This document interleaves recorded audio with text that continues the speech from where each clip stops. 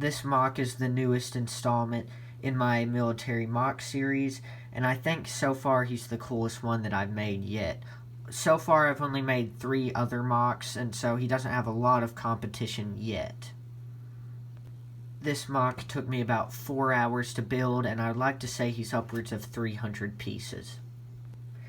As far as height goes, he's pretty average. Here's the most recent military MOC that I built, and as you can see, they're basically the exact same height.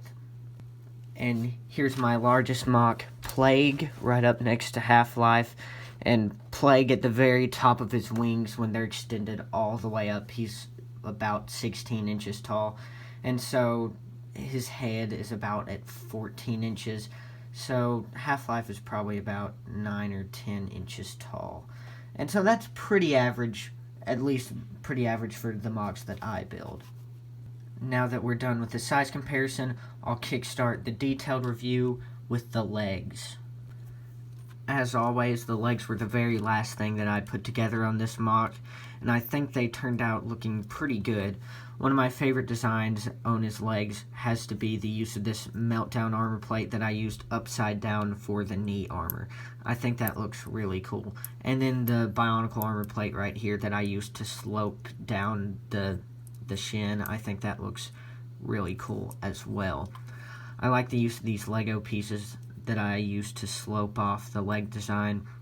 I don't use that many Lego pieces. I've decided to kind of limit my use of them just because I know some people don't really like the Lego detailing, and so I try to limit myself when it comes to putting Lego pieces on, but I do use them still just to slope off certain designs because they do really add a lot to MOCs, and I use some more Lego pieces on the inside of his legs right there just to give some exhaust, and I think that looks pretty cool. Also, I use one of my favorite Bionicle armor plates right here for thigh armor, and besides that, there's not really much to point out on his legs. I use some big CCBS armor plates back here just to finish off the design on the back of the legs because it was pretty flat back here, and it still is kind of flat, so I just put those armor plates to kind of break up just the bad looking details.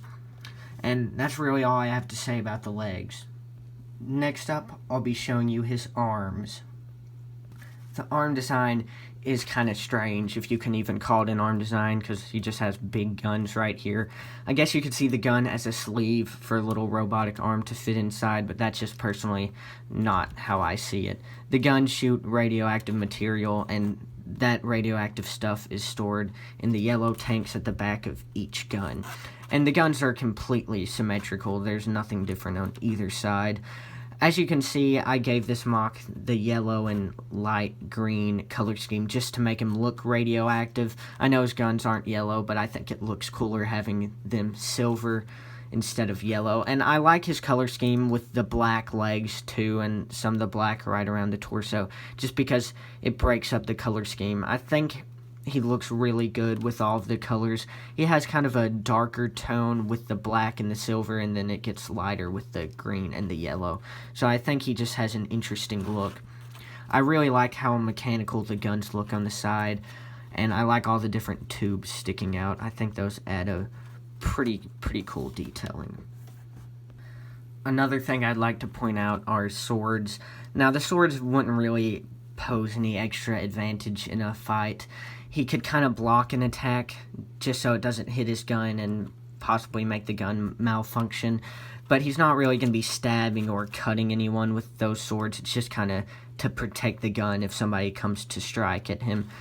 And I probably should have made the swords a little longer. I might should have picked a different sword piece so he could actually stab and strike, but as I said before, this is supposed to be a long-ranged MOC. Another thing I'd like to point out are these 3 pieces right here.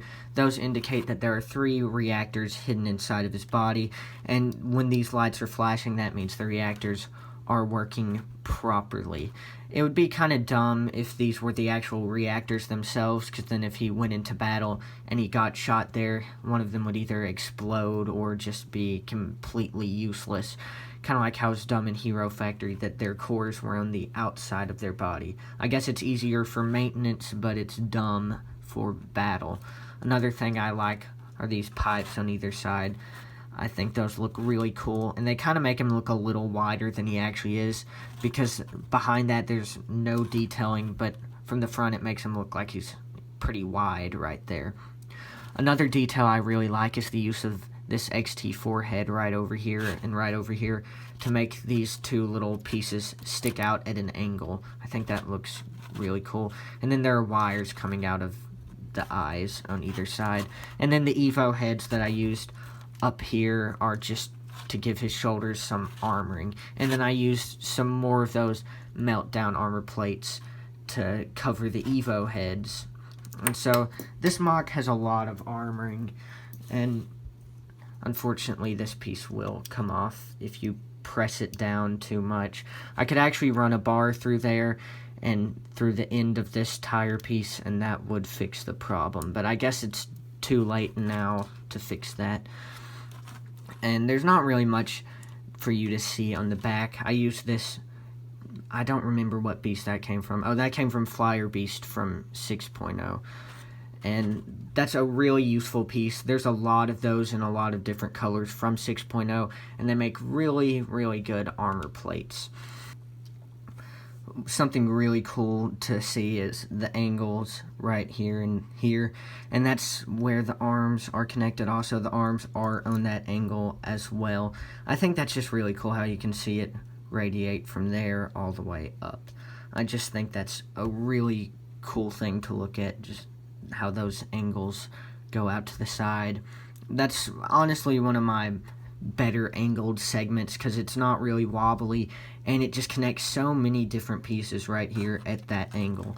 And so I think this is actually one of my best MOCs. I just think he looks really cool, and all of the different angles that were incorporated in this build, I think were done pretty close to perfectly. As always, thanks for watching. Please like and subscribe, and check out some of my other videos.